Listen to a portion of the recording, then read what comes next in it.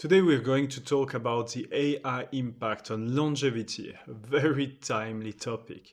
And we have the chance to have Katerina Rigana, who has a PhD who did quantitative research, in particular with specialization in causal and machine learning model. And most importantly for this discussion, she's the founder of Elysia Solutions. She really has this excellent mixture of academic knowledge and business knowledge, as she already founded and excited startups in the medical sector. She also worked in a venture capital, was a CFO, and bring a very rich expertise with her to discuss this timely topic of the AI impact on longevity. Hi, Katerina. It's a pleasure to have you. Really looking forward to this discussion about the AI impact on longevity.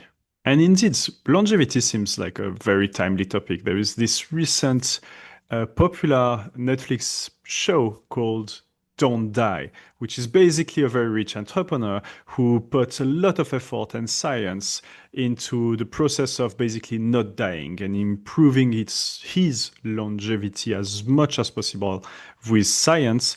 And this attracted a lot of attention, questions, and you're also in this field of longevity, in particular with AI. So I'm really curious to know, what do you think about this interest for longevity, and then later talk about the impact of AI on this?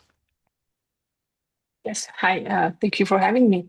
It's a very timely topic, and if you put longevity in Google, a lot of stuff comes up. And this Don't Die documentary is interesting. Actually, when we started a year ago, our first pitch deck had Bryan Johnson is the entrepreneur, and we had his image on our pitch deck saying, "Okay, not everyone is Bryan Johnson. You don't have the time and the craziness and the money to invest in your body, but you still want to do something. And so, where is the sort of most effective way to reach healthy levels?" And then we realized actually, I think if you are in longevity, it was pre-Netflix, most people didn't know who Bryan Johnson was. So the pitch deck kind of fell flat on most of the audiences, especially. So that was quite an interesting learning curve for us. I think now with the Netflix, more people would have known who he is and the message we were trying to deliver.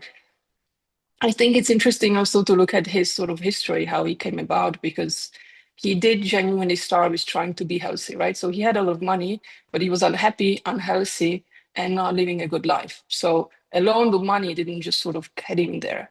And so this sort of thinking was, okay, I have the money, I have the time. What do I do? What would be the next step? And I think that's a question a lot of us are asking. Okay, I have my afternoon free. Should I go for a run? Should I pre-plan my meals? Like, where's the actual issue? What would be the most impactful? And that's the sort of nice part about his sort of trajectory. And then there's the other side of him, well, trying to make a brand out of it, right? And this is kind of what I see. This is for me. And he's trying to sell things. It's a business, so we can't forget that. And I think the same thing with the Don't Die. It's controversial. It's supposed to create controversy, right? I think that's his target, and he reached that. So, and I like his explanation because he was asked, "What do you mean? Do you want to die?" And he says, "No one wants to die. If you ask me, is tomorrow okay to die? Most people, not everyone, but most people would say no. And so if tomorrow is not the day, then tomorrow, the next day is going to be tomorrow again, not the right day." So whether we admit it or not, most of us don't want to die. And he's just putting it in different words. I think that's an interesting way of looking at it. Of course, then if you look at what he does and he's just basically a guinea pig for testing stuff. And yeah, personally, I wouldn't go that far. Personally, for me, that makes no sense. Especially since some of the treatments have negative consequences and it's just so that he lives longer. That goes totally against my point of view. So I want to extend health span, right? Not my lifespan. I want to be healthy. I want to wake up, be happy, not have pains, not be tired for no reason. That's my goal in life. If that correlates with living longer, perfect. If not, that's also good. Like I accept it, right? That my life has an ending. And I think for him, it genuinely with time, it seems it turned into, oh wow, maybe I could not die. Um, Yeah, and so then he's so stating, so yeah, one thing that's very clear and that you started already pointing to is longevity at all costs. So indeed, the documentary, even yeah, the process this person is in, is basically clearly kind of extreme, to say the least, provocative, probably, yeah, and make people polarize like we want to follow this, we don't, this is too much. But basically, the main thing is longevity at what cost, I guess, because yeah, you mentioned it. We want also to be happy. It's not just the number, how old will we grow, but really, can we be happy and have nice quality of life in the meantime? And what you just mentioned, what should I do this afternoon, for example, to improve longevity? But also, I guess you have a lot of impact on mental health, on longevity, and the quality of life. So yeah, maybe doing sports, for example, doing going to my fitness session tonight is great. But also, if I have my best friend who is in the city, he's currently in another city, uh, it could also be highly beneficial and very important in my life and the quality of my life and towards my happiness to also maybe skip one fitness session and spend yeah. time with this person. So, is there any aspect, for example, in the Don't Die or in general, what do you think about Mhm. this tension between longevity at all costs and the quality of life related also to mental health, happiness questions? Yeah, I think it's a bit of a struggle right now. I think it's because we don't have enough information as well. We don't know 100% what's the key to staying healthy and live long. And what is looking like is everyone has a different key. So it looks different for every one of us. The mental aspect, there's clear studies that show that is important. However you look at it, how you interpret your situation, most likely, right? Not necessarily, it doesn't have a clear fix. That's a cultural view, right? If is it friends? What is it for you? But clearly, how you feel, and also we are animals that live in groups, so how we interact with others, that seems to have an impact on our health, and it seems to have an impact on how long we live. So it's of course, it's longitudinal studies. It's not an experiment, but it seems to be that that component is important. You can't sort of disregard it and say, well, it's.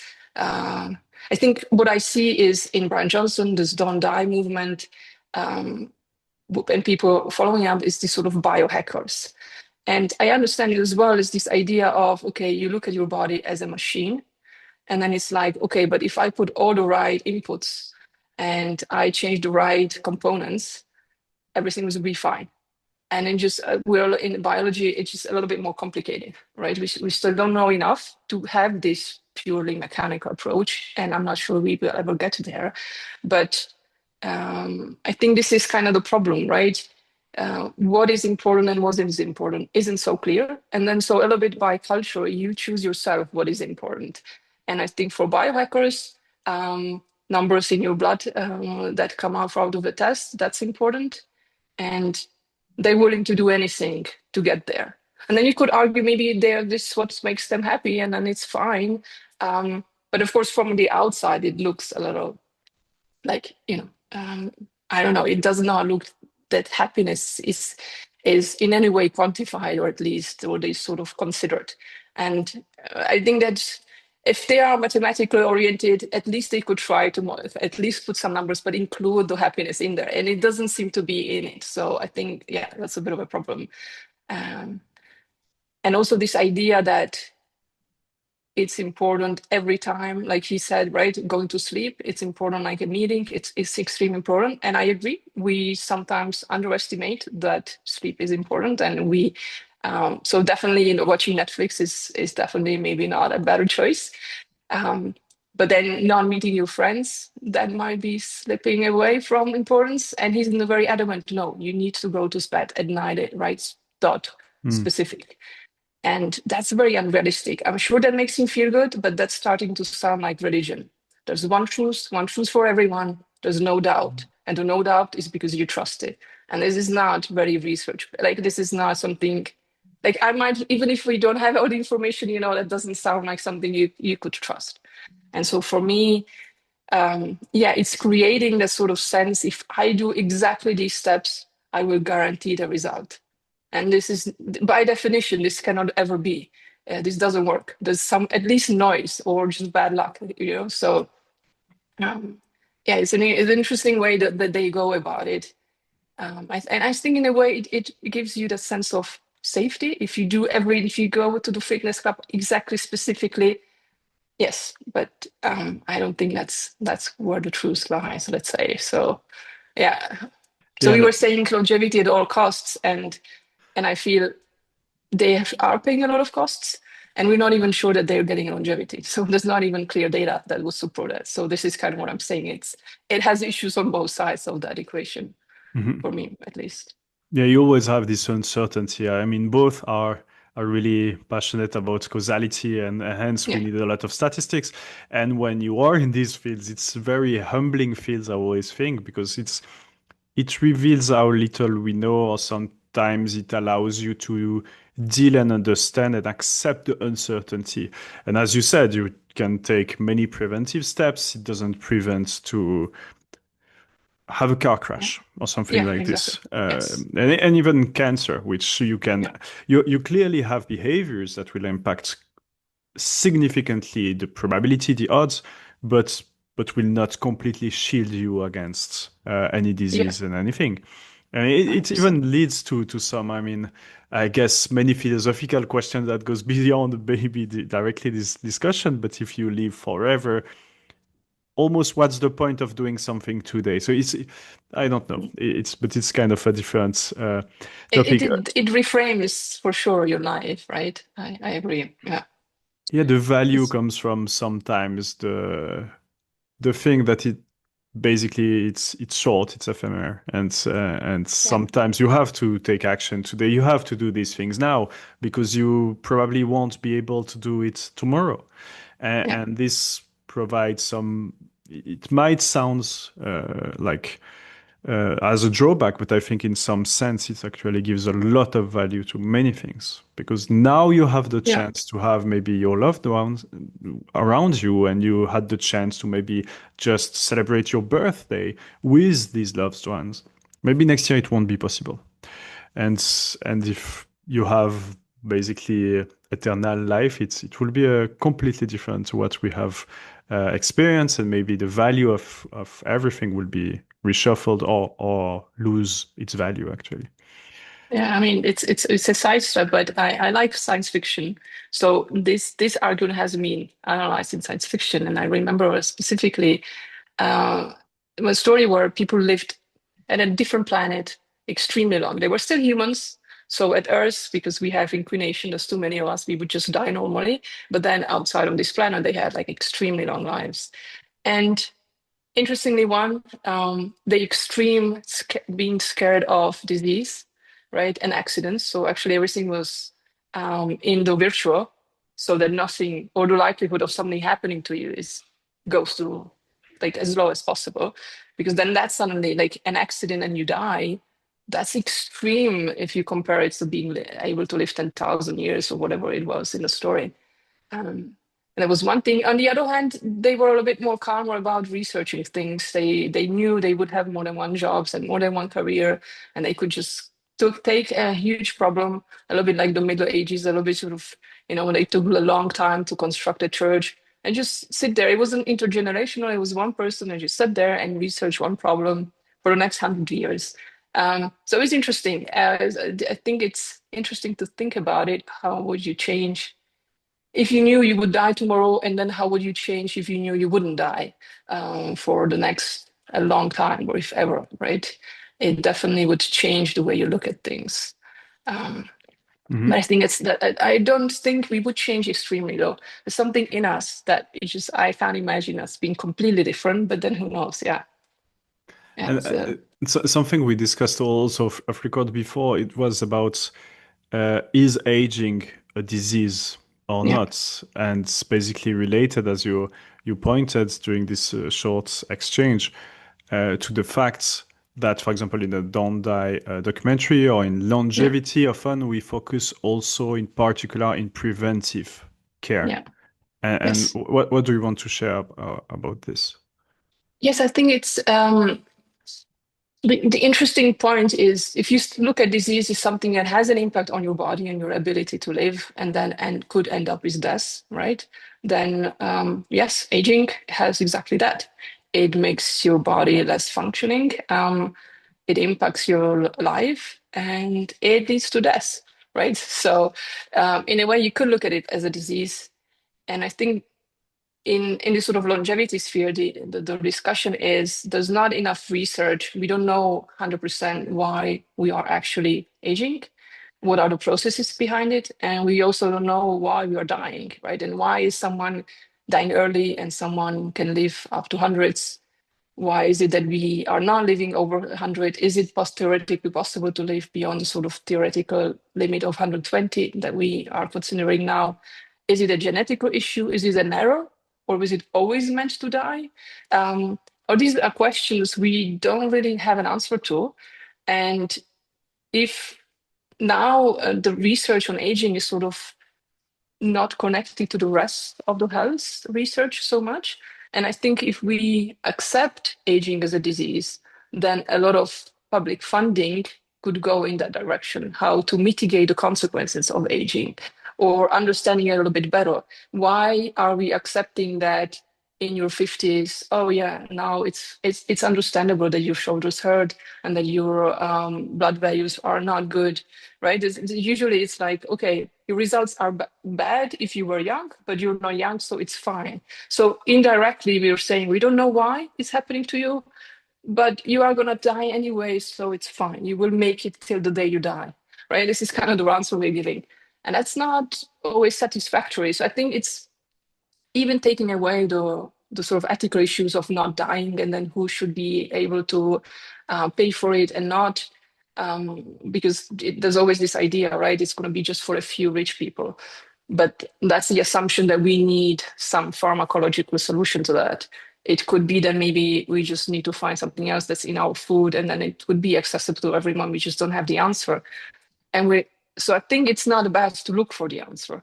And I think if we go do it with public money as well, then it's not going to be owned by Amazon, right? The solution, if we have some solution, if there's going to be one, it's probably not going to be one solution. But the directions and the information, if we leave that to companies, which is interesting that Google, Amazon is putting a lot of money in that direction, they will own the solution to this, right? And then yes, we could end up with the issue of who has access and who hasn't access. So I think in Elysia, the team were not against seeing it as a disease purely because it has practical implications that are actually good for everyone, right? So if we knew how to decrease the impact of aging in our bodies, we will live better. This is not too complicated. This is not unethical, right? And I just don't know what the solution is right now. So this is kind of the discussion beyond. So I think ethically you can look at it as you want, and that's a personal decision. If you think aging is perfectly natural, that's okay. But there's a lot of actual things in the world that we don't accept as humans, right? So we don't want our kids to be dying. This is in nature, happens all the time. So now as a culture, we are fine with old people dying. Okay. Let's maybe wait how we feel once we get old. But I think as a research thing, if we accept aging as a problem in our bodies, then we will be a lot more open. Same thing, like there's a huge issue with premenopause and menopausal issues. It's you can compensate for that. And I don't think it's fair to say, oh, well, you're in your 50s, that's it, right? But it is an actual aging issue that we have. And I don't think there's anything wrong with researching how to mitigate the consequences of that and live with it better. So this is kind of how I personally see it, right? This question of is aging a disease or not? I see, Yeah. and many things also here when we talk about longevity. Clearly, it seems so far are really related as we mentioned about preventive. Basically, Yes.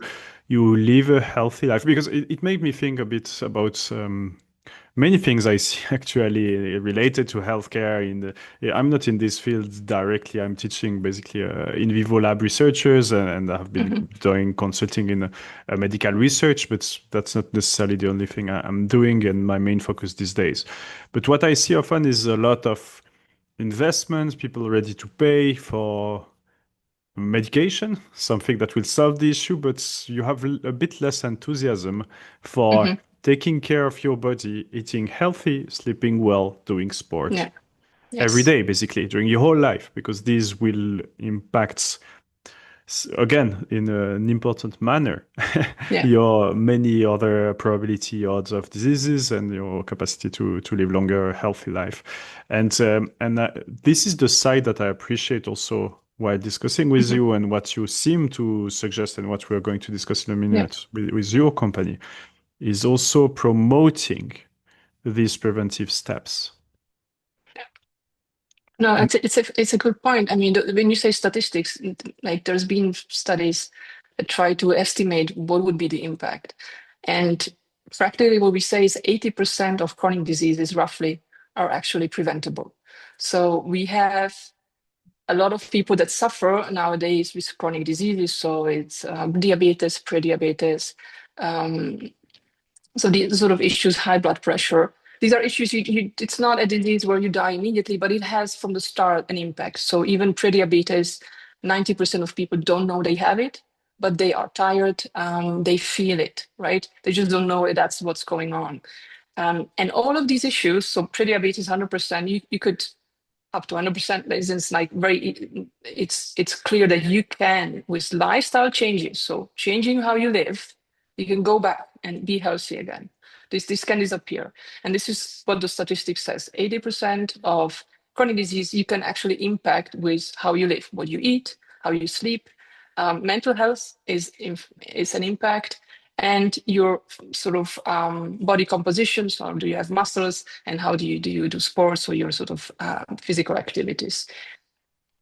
And there's always so that's crazy, right? The impact of that is extreme. Also, when you consider now, if you look at Switzerland alone, I was a little surprised. I mean, I'm Swiss, and there's this assumption we are healthy because you see people being fit, they go to the mountains. There's not that many people that smoke, you think. You don't see it, and we have a lot of organic produce in Migros. When you go, you can buy organic. And then you find out a statistic that almost every other person in Switzerland has some type of chronic disease. That just shocked me, right? So every other person that you talk to has some type of issues that could be are preventable. So unnecessary in a way, you could call them issues. And it's costing. There's a huge talk about also healthcare costs. Oh, they're exploding. It's so bad. Over 50 million. So our francs per year go to treating chronic diseases that are preventable. So we have a lot of costs, a lot of pain that is unnecessary. We could change that. And then publicly, we spend, I think, 1%, maybe 2, according to Canton, for preventative, so for prevention.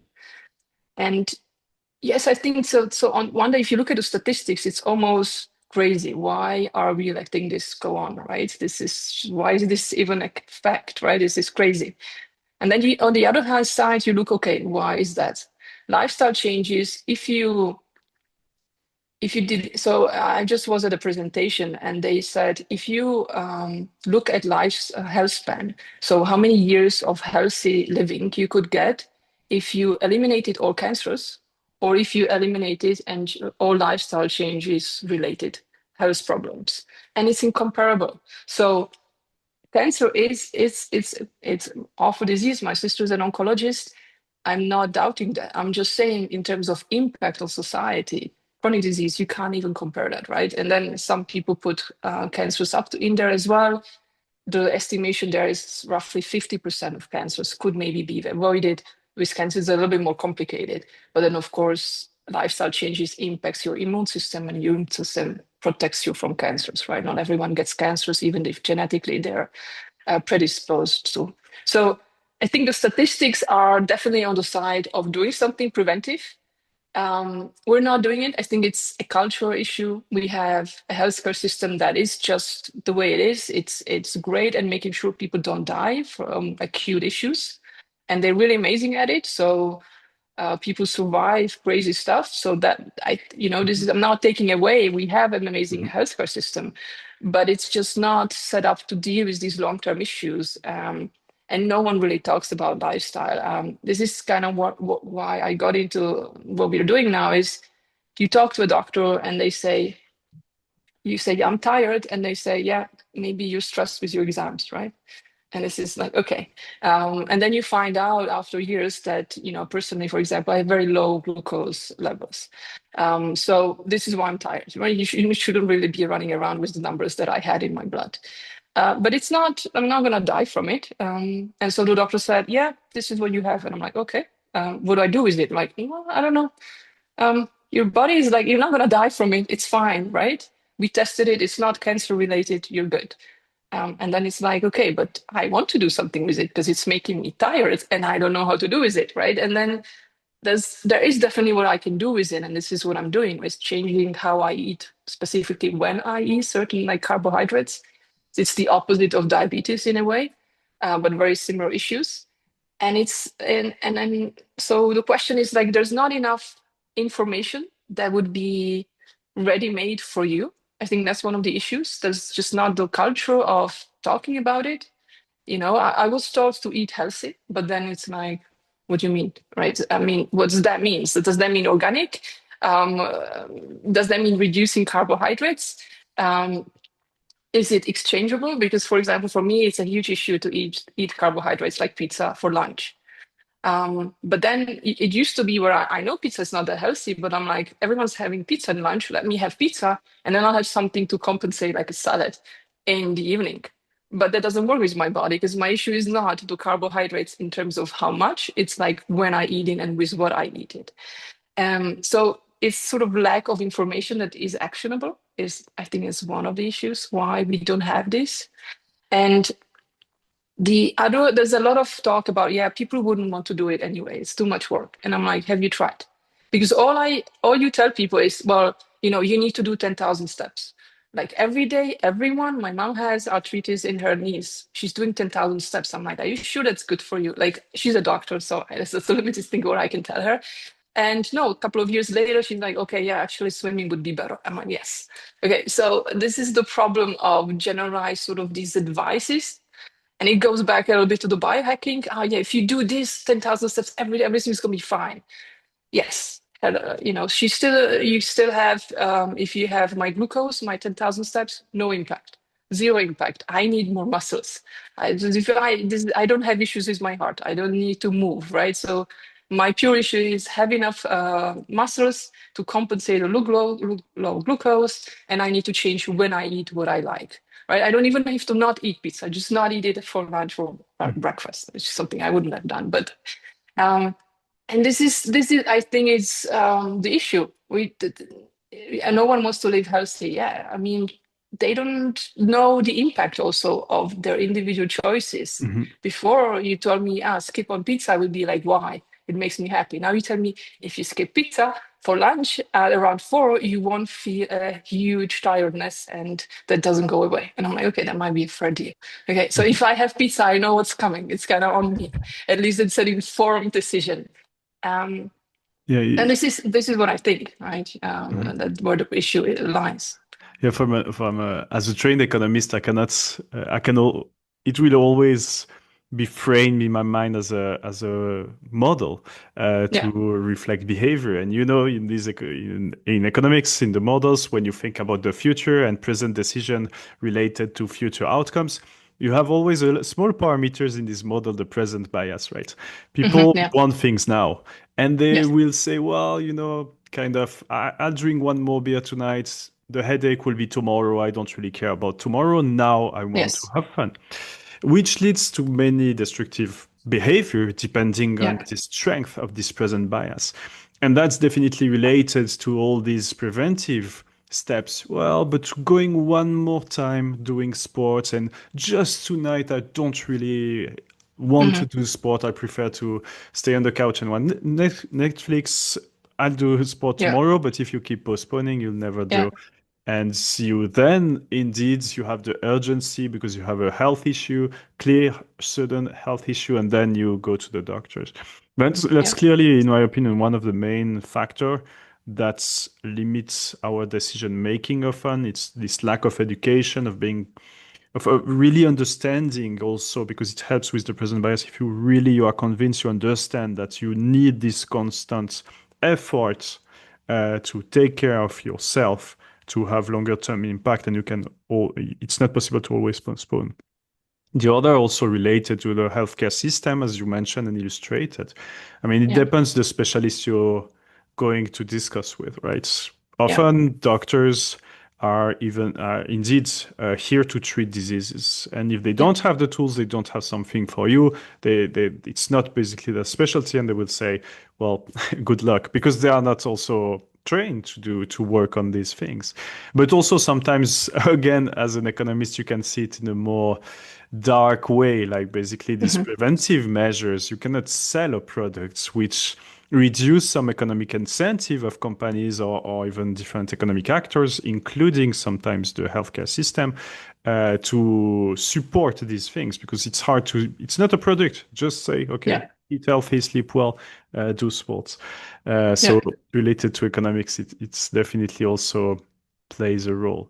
But I really now want to know, what's the role Mhm. of AI in this, and Yes. leading to Elysia Solutions and your company basically. Yeah, I think so. AI has it has this sort of, I would say it's the future here for me for all these sort of complicated questions, right? So one thing is the future of under analyzing what is the genetic components, what are the issues, how diseases become actually how they develop in our bodies. So there's a lot of studies where AI is being used for that, develop new drugs. So I think there's just a lot of data that we're getting out of testing our bodies, and someone needs to analyze that. I think AI has a role to play in this analysis.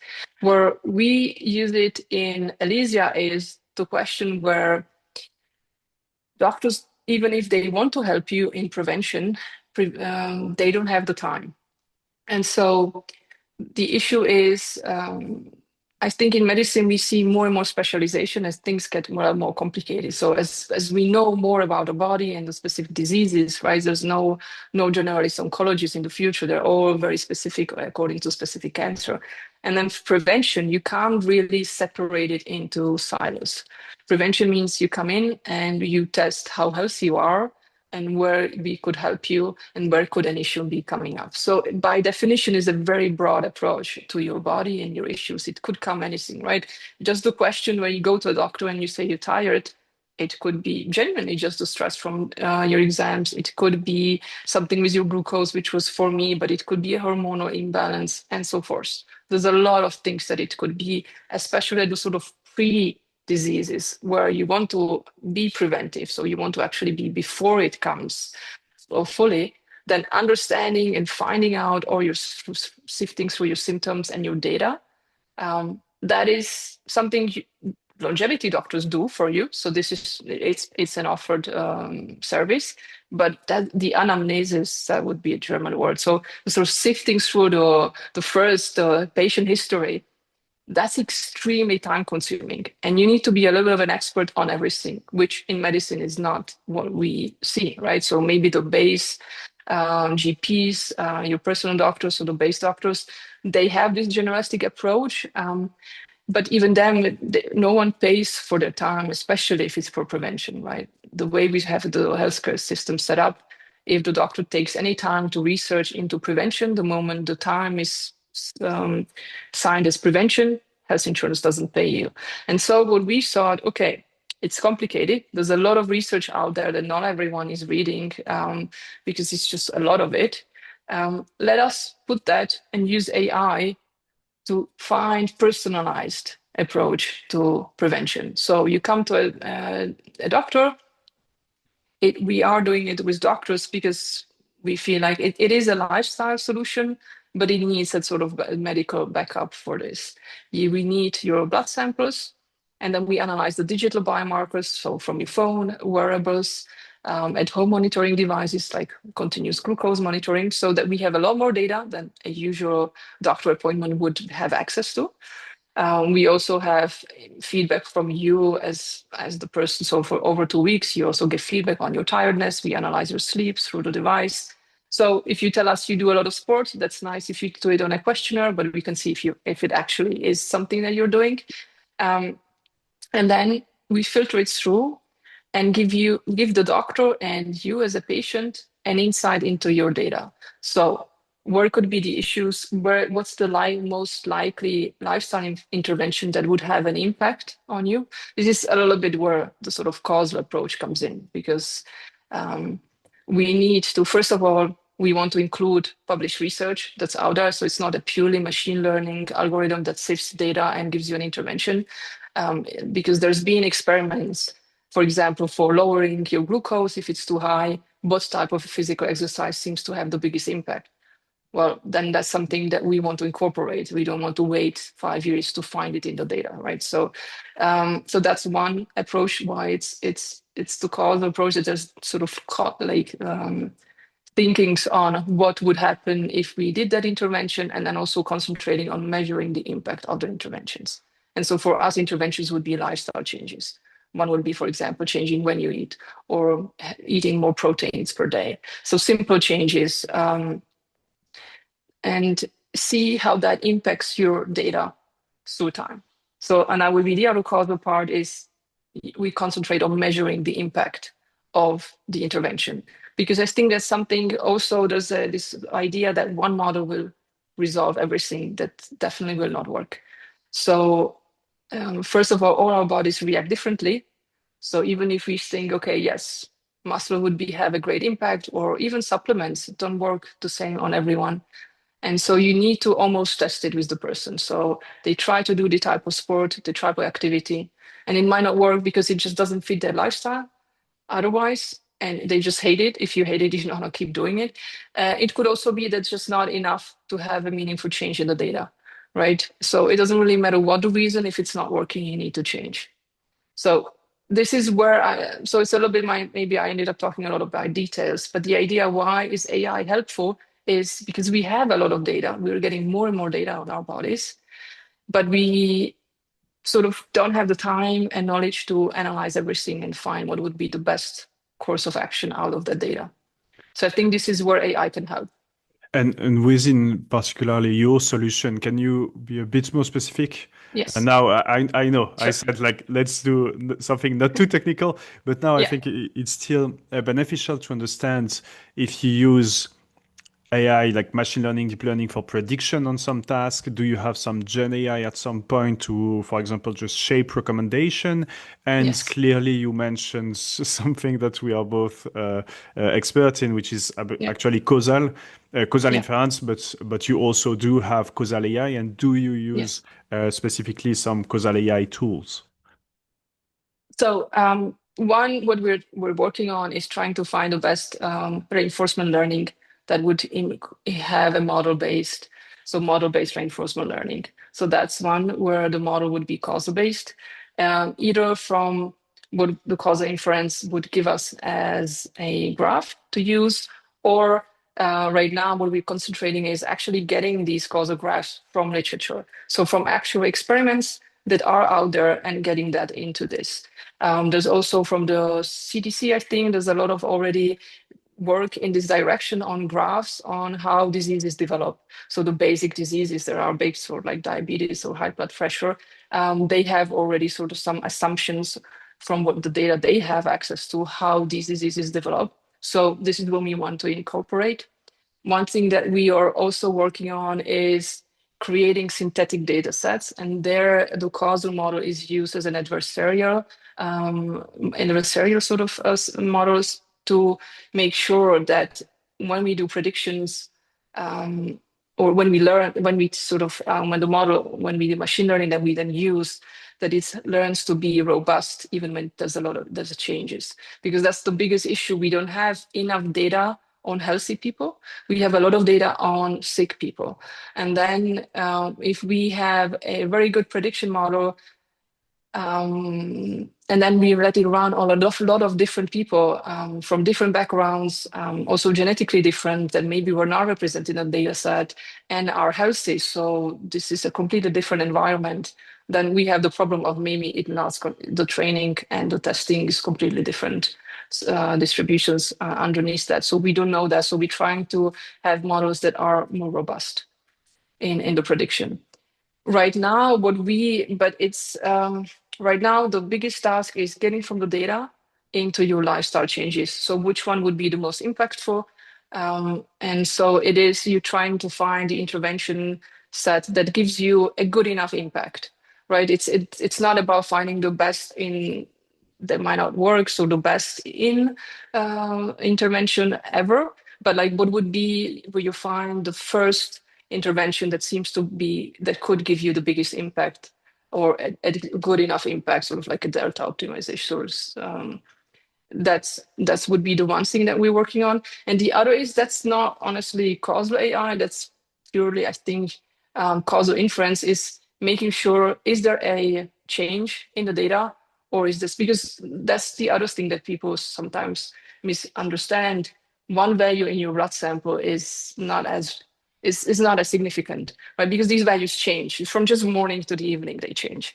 Um, and so the trick part is seeing because I started actually originally in finance, right? I mean, it was causal inference and for finance. And there I worked for central banks, making sure if they change an interest rate, what does that have an impact? And is there a change in the system? Are we experiencing a change in the system and have predictions that are robust to this change in the system? And this is a similar approach. You have a lot of data on your body, and there's a lot of volatility by definition, right? And there's correlations that sometimes appear, sometimes disappear. So this is something you need to be careful of. And what we want to do is have the causal map underneath from the different parameters that we have. And from that, sort of analyze, is there a change in the system or not? So I want to be able to say, hey, you are actually doing better. It's having an impact what you're doing with high likelihood, because that's kind of almost trying to filter out. Let's say you decide to change your lifestyle, already that happiness, it will have an impact on your data, right? So we need to be careful about that. And usually you need to wait like 3 months of data to see, okay, now we have enough data to analyze if it's having an impact. Um, and so this is where the actual like proper causal part comes in, where we actually create the models as well.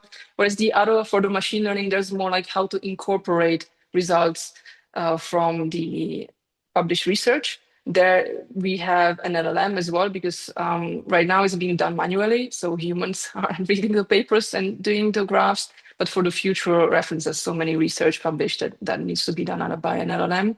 And the other and final part of that's also AI based is okay, let's say I have the task of having more muscle mass. There's a target for me of what I need more in terms of muscles. Awesome. Then you need to transform it in everyday sort of small steps and also reminders that work for the person.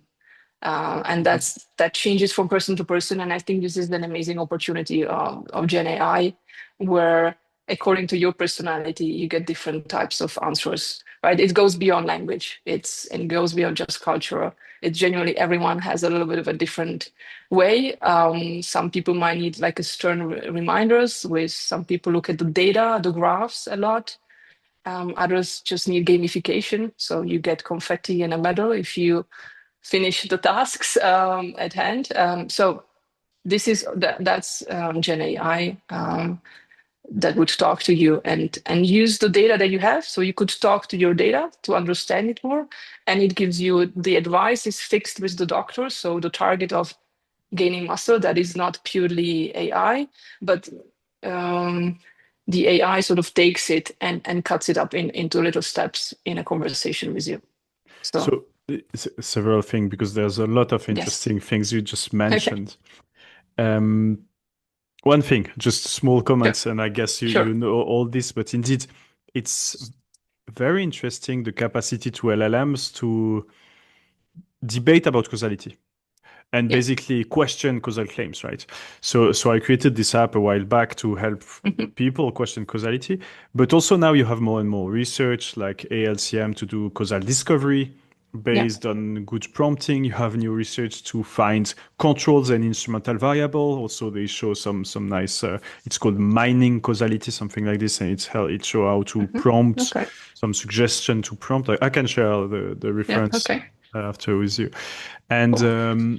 the third one is PyYLLM. I don't know if you have seen this one. It's one new Hmm. package from PyY, and now within Okay. your Python code, you can talk to an Ah, okay. LLM through an Right. API, and Yes. it's basically exploit or use the knowledge from LLMs to challenge causal claims and graphs. So it's very Okay. interesting. It's honestly it's a huge Yeah. an important direction the field is going, and an interesting combination between LLMs who basically are not made to do causality, but they have good domain knowledge, and domain knowledge Yeah. is central for causal inference to assess causality, Yes. right? Yeah. So on Yes. this part, you have the technical knowledge to choose the right metric, apply the statistics, but domain knowledge is so important in causality to question causal claim, understand how the world works, what might affect the treatment and the outcome at the same time. Yeah. So all these things, it's very interesting. Those just the small No, parentheses. that's a fair point. That's a good point. I think, yeah, I wrote it down. I need to check them. I don't know them personally, but I think this is yeah, how you kind of underestimate. Of course, they can say anything, but if you prompt it interestingly, right, it could open ideas you've not thought of before. So, yeah, Yeah, it's always I say because I also do trainings on Gen AI. It's and strategy about deploying Gen AI, where hmm, basically I use this causal thinking and causal inference way. But yeah, let's keep it yeah. short That's because the okay. focus is not this today.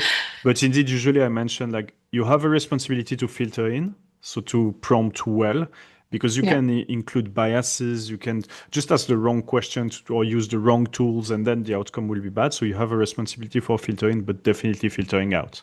And I mean, yeah, for causality, typically these questions, you won't get the truth. But then basically it gives you, oh, I didn't think about this confounder. Oh, I didn't think about the question of external validity due to yeah, this specific thing. And then basically you're able as the expert to filtering out the result. And it's again yeah, yeah. responsibility from the user. Um, so maybe, yeah, so that's two things that I wanted to discuss. One, I'm just Cool. curious because we know Hmm. how causality is tough to assess. Yeah. And I guess in your solution, sometimes you'll suggest several intervention at the same time. Is it correct? Yes. So we try to keep it, and this is purely a behavioral approach, right? If you tell a person to change too many things at once, it's not gonna work. So yes, that's true. We try to give maximum three interventions. And usually it's left then with the doctor and the patient. So, I mean, this is the pilot will start, right? But the idea is that you would choose with your doctor where you start. If you Mm. don't want to do too much at once, it's a little bit like you say how much time you want to dedicate to it, how much difficult it is for you. Choose the easiest one is always right. So, but if the question is yes. So I know what the follow-up question is, but I'll let you ask it. So yes, So yeah, yeah, the follow-up is then do you try to pin down if you see a benefit, or actually hmm, even if you don't, yeah, yeah, then do you try to disentangle which one is the cause? Is it the combination? Is it one? Is it the other? Are there maybe they have opposite effects? So typically, let's say yeah, you have always this possibility. You suggest two intervention, one is positive, one is negative. Then you see that no effect. It doesn't mean yeah. that you should throw everything away. It basically No, requires you to exactly. understand which one works and how do you deal Yeah. with this. So that's the first question, and this is something in the team that we're still discussing. So how, for example, a doctor that for in longevity, right? How they usually work with it? They say, okay, try one thing for 3 months, and then try 3 months without it, because also that way you can also test if it's helping you, then the help should disappear in the 3 months after that, like for example. So that would be one purely experimental approach, not a statistical approach of filtering through that. And yeah, it's an interesting topic, right? Because if you do two more things, and then of course you don't have the control. This is not like controlled experiment. So you also need to consider that the person could do other things. Um, so you tell them to go to the fitness club, and then they go to the fitness, and then they meet friends there. They make friends, and then they okay. And so it could end up being other things, or because they have these regular things, suddenly they start doing other things that they were not doing, and you don't even know about because they don't tell you, and we don't have the data. So there's a lot of potential co-founders out there, and unknown co-founders. Involved. It's something that we're working on how to filter through. I think the filtering through is more interesting for us for the algorithm because knowing would help improve the algorithm. I think ultimately for the person, if so what we say it helps them, even though they actually doing something else when you don't know about it. Um, since we're talking now things that do harm, right? So even if you, okay, you work out a little bit more than you actually need, it might not be that bad for you. So I think ultimately for the sort of the utility of the person, they might not even need to know. But it would be interesting one for the algorithm to improve our suggestions. And then also for the person, if you say, okay, this week I don't have time, knowing that actually the food for you has a bigger impact than going to the gym would be interesting because then you can sort of make a little bit going back to the sort of economic approach to this. You don't, right, everything has opportunity costs. So knowing what is the opportunity cost of the interventions might also be interesting for the future. Mm-hmm. I kind of hope that so we will see it in the pilot with the data as we will get the data. Um, but I think we will probably not get completely away from this testing it out with you. So you genuinely need to make sure, okay, this is a 3 months testing period. Let's try it and let's analyze it. And next 3 months try something else. It's never going to be a solution. This makes it a little bit more difficult to monetize it. It's never going to be a solution where you just do one test and it spits out perfectly what you need to do and no doubt, and then you just follow it, everything's going to be perfect. This doesn't work. I don't think this is we will ever achieve the level of precision just purely from experience, but yeah, we definitely want to go that direction by hopefully causal inference will help us in because if we I think just purely because if we just look beyond correlations, just purely having that approach, knowing that it could be that, it could be all three, it could be that one is actually negative, then the other one is compensating for that, right? This is also the issue if you have an in a DAG one the exact same opposite effect, and you can almost filter it out in the data, right? But like it could exist. Um, yeah, but I kind of this is I hope maybe it's not a very I would say research kind of word, but I think there's a lot of research, and we see a lot of published research that seems to indicate that we will be able to filter that out at some point Mm-hmm. with enough data. And then this is kind of what we and it's a definitely huge issue. So that was the question that I didn't expect, but definitely something that we are talking about in the team. Yes. Yeah, but as you said, it's also, I mean, even if you have, so basically what we're discussing here is something I love in causal inference is that if even in some situation where you assess causality, like Yeah. this treatment has an impact, there is a second step usually that's often a bit disregarded and often leading to just heroic extrapolation in even in research, is that the channel, what explains this, is also Yeah. very important if you want to make future decisions. For example, yeah, and you perfectly illustrated this, but I just wanted to highlight it because it was a beautiful example. If you go to the fitness and you see basically that this intervention has a positive impact on on health of the person, maybe actually the person just hang out in the fitness, has social interaction, goes out from their home, and this is the impact. It's not the physical training that is Yeah. happening there because maybe they are not so motivated once they are there, they just want to chat with people and that's enough. Well, good. Yeah.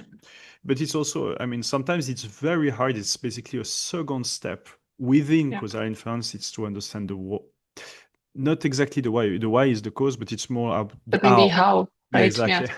Yeah. What explained this? And back to other examples in medical research, you think about placebo effect. Well, if it's Yeah. placebo effect, it's not that of a problem. You're Yeah. doing better. Think Exactly. about Yes. Cold showers, there are plenty. It's very hard to have a placebo. Actually, it's not very hard. You don't have a placebo for cold showers. You do a cold shower. Yeah. You damn know you're doing. If you don't, you know as Yes, well. exactly. There's no way of So then testing it. it's very hard. It's actually you can't disentangle from placebo effect. But if you look at some research with randomized experiment, if that was the only problem, it's placebo effect. It's not that of a problem because as long as Yeah. you don't see harmful effects, well, good for you. If you just feel stronger, you just feel more healthy, and it has an impact, that's just fine. So Yeah, that's it's interesting because when I was as a PhD student, right, I was working mainly with application for finance, and that was one of the sort of biggest argument that I had with microeconomists and macroeconomists as well, sort of where they said, okay, it's interesting that you find these causal links in your data, and it seems to work because then I could do predictions even during financial crisis, and it was very robust. And then they kept saying, yeah, but you don't know the channels, like why? I just and I kept saying, who cares why it works? Okay, it's just like it's better than we'll be doing now. That's the first step. But okay, I was also because it was quite controversial, so it was always arguing. So I would have to like defend my research. Um, but yeah, it's sort of coming back to it now, where it's like, okay, sort of realize now in the finance, I was not that interested in though. How honestly, I'll be honest. It's also was sort of I didn't see any impact in knowing necessarily. Whereas now in the health sphere, it has an impact, right? Because you're actually using it for it's a choice that you're influencing. And so yes, it's something that now, even though I was like sort of struggling against that a little bit, I can say yes. I think it's important to know, at least to have a congruent measure of are you getting better. But then yes, if you don't know how, it sort of diminishes the impact of the Mhm. research, right? Or the 100%. Yeah, I agree. Yeah, Yeah. it's something so I have exactly a book forthcoming on causality, the causal mindset, Mhm. and I have an entire chapter which is basically how causal inference can be misleading, and it's based on some situation I've seen in my advisory and practice and research. Is that often if you indeed in some situation it's not a problem. It depends what you try to do with the data, but sometimes in for example in the business world, I have many examples that I included in the book. If you don't Mhm. understand the pathway, you're bound to make mistakes because you think that Yeah. this explains the outcome, and then when you do the action, you try to redo the intervention, it doesn't work well because Yeah. actually what was driving the effect was newness, and then the newness is gone because you're repeating the intervention. And understanding the how is often central for decision making in It different goes a little bit, contexts. yeah, it goes back a little bit to also sort of explainable AI, right? I mean, I think the first time you try machine learning for something, you're excited and you're like, ah, it works. And it's kind of those sort of, Yeah. I also did have some parts in my thesis where it's like, listen, it's good because it works, right? I didn't even have a very good theoretical underpinning of that. But that's the exact problem, right? Then if you don't know how, then you also don't know when it's will stop working. And it sort of errors surprise you because you don't know what's the area where it could actually go wrong. And Yes. yeah, so that's the sort of In image detection, so in prediction AI, basic predictive AI, yeah. I've seen plenty of examples in the medical sector, like one where basically they had a very promising result with a predictive algorithm to detect tumor in different Hmm. imagery, MRI. Yeah. If I'm not mistaken, I might say some technical detail wrong, but basically the model was not detecting the tumors. It was detecting the fact that there was two data set, one with a lot of tumors and the other without, Hmm. like healthy patients. But the tuning of the machine was different between the two data sets. And actually, the deep learning model was detecting the tuning, and because they basically Yeah. had like let's say different small contrasts tunes that they used in different of the two, so then basically out of sample with real data that were not belonging to Yeah. these two, it will fall flat, it will not work, while within Yeah. the thing it was really powerful because it was detecting something completely different than what we Yeah. thought, or the creator thought. No, So I've seen a similar research. It was on X-rays for pulmonite, so like disease like detecting disease in lungs, so how bad it is. And it would sort of take the tubes. So if you had tubes into you were intubated, then Ah, of course you were doing worse. But this is not what we want from because that they were already patients, they were declared high risk. And we need to know the information before, right? So that was what it's supposed to do, is help you with the decision. And then of course it failed completely because if you use it before you put the tubes in. So this is yeah. I also maybe details I got wrong, but this was the sort of idea behind it. That yeah, a very, very, exactly. very interesting example. And so you mentioned also, so one thing before turning to the future of healthcare, um, you also mentioned that you use Gen AI for personalization in a very interesting Yeah. way. For example, more gamification, the way you frame the answers, the way you talk to someone, and this has indeed Yeah. some promising direction with Gen AI, and very interesting capacity to adapt to the person it's talking to. Often it's very surprising. So let me share this very personal example, Hmm. uh, but still I think it's interesting. I've been working daily with Gen AI since the release of 3.5 in November 22 with varied Hmm. models like Claude, ChatGPT, Gemini, mainly the three, Notebook LM, but mainly the three. Hmm. And once, so the other day, for the first time, for some reason, I asked a personal question about a mental health struggle I had, which is something I Hmm. didn't really wanted to do. I prefer to talk to a professional about these things. But actually, that was the perfect example because I didn't manage to get an appointment. The Okay. person was Okay. booked. I failed to get an Okay. appointment. It took 2 weeks. I was bothered. I was like, what the hell? Let's just chat with Hmm. ChatGPT. And it was so interesting because I asked a question, very factual question, very simple. It didn't feel, in my opinion, like I'm in a therapy session. And the answer was a completely different tone than what I used to see for Hmm. years. Like the first words Okay. of the answer was Quentin, comma. And the tool Okay. never said this in years of doing the thing. It was really changed the tone. It became personal. Okay. And I was Yeah. very surprised by its capacity to detect and adapt so profoundly the tone based on its basically detection of the subject we were discussing. It was not causal Yeah. inference for once. It was not Yeah. coding. Yes. Yeah. and Exactly. and basically, in your case, how do you do this? Do you help the model based on analysis of previous conversation, or how do you use GenAI? So one way would be to so there's sort of personalities you can detect, right? Sort of personality types from the answers that people give. So because as you onboard the app, you already are answering some questions. So from that, we already have information on most likely what your subtype is, right? So based on personalities, um, research that's out there.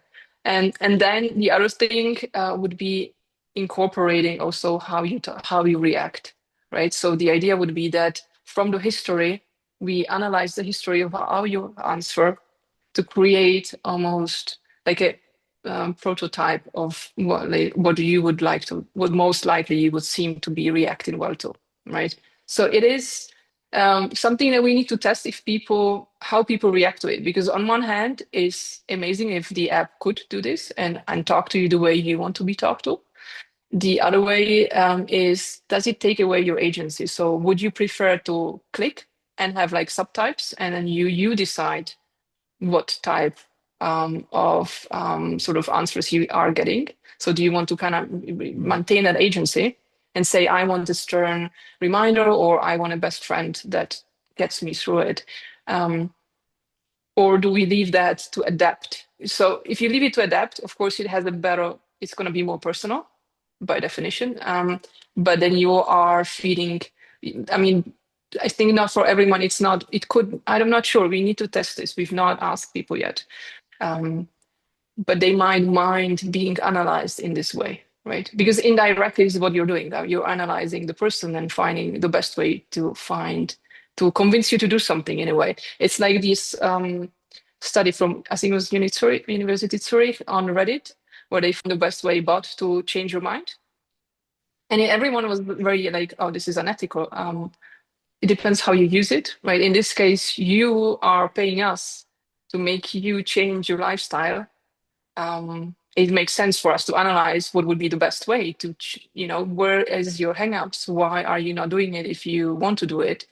Um, there, by definition, I need to analyze you to give you the best personalized answer. But this is something we need to test because if people don't react well to it, right? So I think we're definitely considering having that as an option, or it's like you just because there's from analyzing of other apps, there's always a subtype of people that just go there for the numbers, the graphs, and that's motivation enough. If they understand it, they just want the facts very quickly. If I understand what it has an impact, I'm like, okay, this is important for me, and that's enough. And other people are struggling with this, right? This is the people that maybe need a little bit more gamification and make it fun. And the question is, if I tell you the gamification is there just to have a change, will it still have an impact? So this is also the question, right? Or should it be immersive and you are actually having a game and you forget that this is purely a trick to make you do the things? So we'll see. It's an exciting research, definitely. I'm curious myself, right? What will come out of it? I expect that, I mean, one way, like even like you say, even ChatGPT right now, it reacts to how you talk to it. It learns from what is not working, what is working.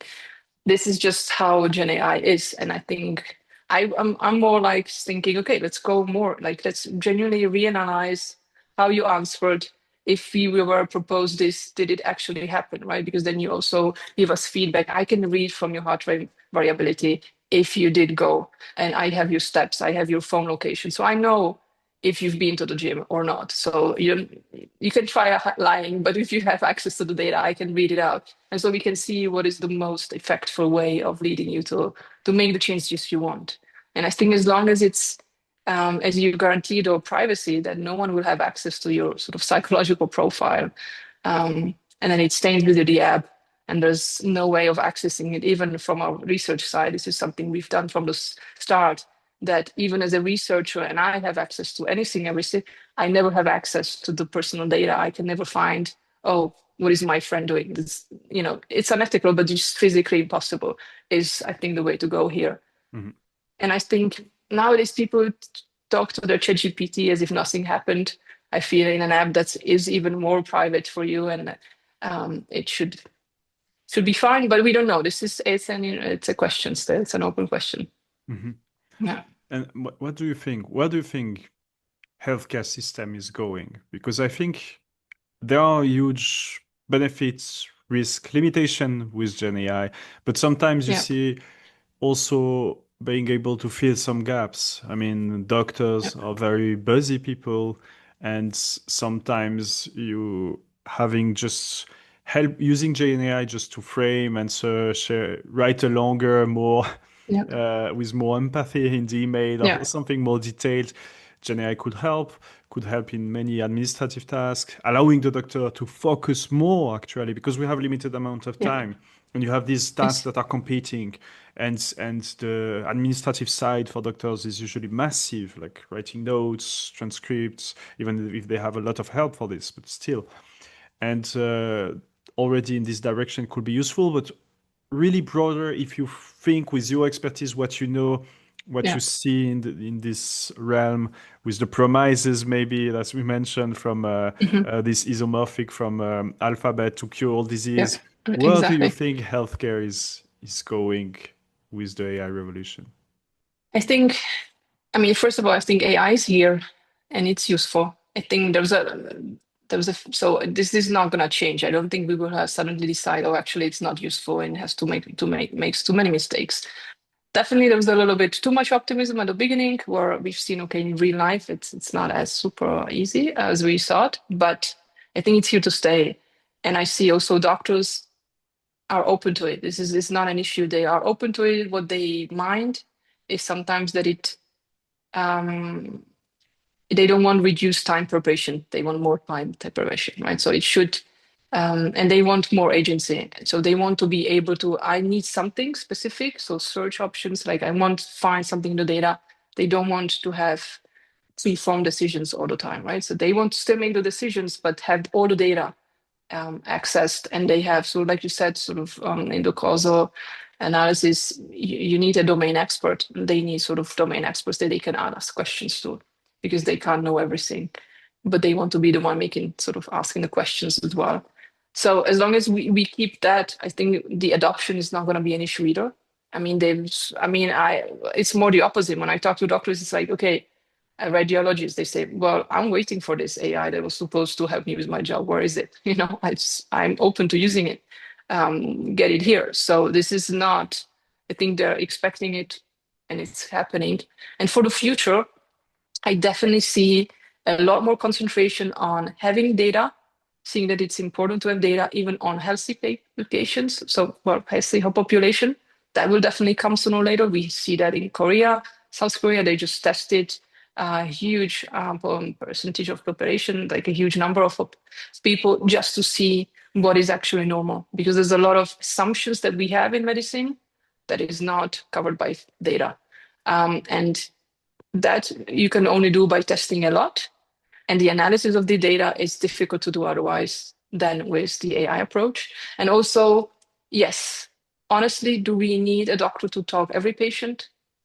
I know they want this, they want to talk to people, and that's fine, but I think they are the experts. And if you have a very small thing, I don't see an issue why an LLM or Gen AI solution in the future, in an agentic solution that makes double checks that there's no errors and so forth, why it couldn't help you.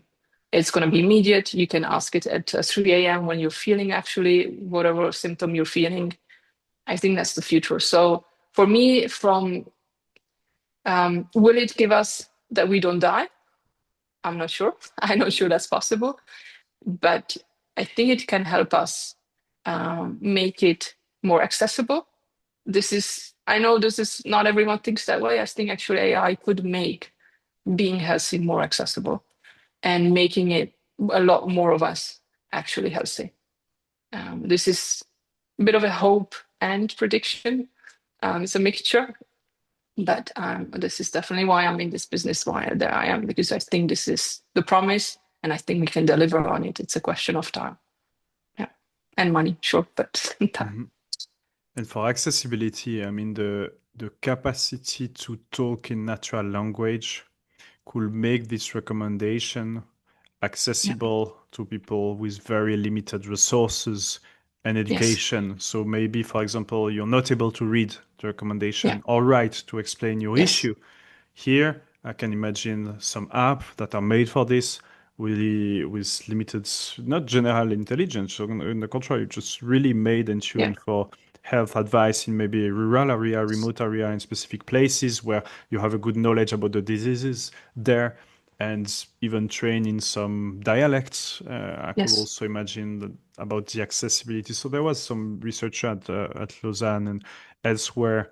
I can't remember the project, but they were basically doing something similar for farming and Okay. basically allowing farmers in very remote places that's basically illiterate to Hmm. basically ask questions, get answers Oh, about well, yes. their farming decisions. And I Yes. think that's also a huge potential to make these things useful and Yeah. have an impact to help many people and reduce, in this specific case, probably the inequalities. Yes. I mean, the hope for me is that chronic diseases sort of disappear. That would be amazing and factually possible, right? It's just a question of changing the culture and approach we have. That would be, and then of course, there's huge also for pharma. They are using AI for drug discovery. So hopefully, even very rare diseases that are not, it's not $1 billion industry, but because it's not as expensive with AI, again, they could create medicine for a very low number of people. So this is what I mean. I think it lowers cost of certain things. It makes it approachable. This is an amazing example, exactly. So um, it has the time, right? It's humans. We don't have time. So especially like when we talk and coaching, that takes time. But AI has time. This is it's not such a huge cost, right? Factor. So each individual person gets the full attention in the way they need, and by that will have better results than what we have now. So yeah.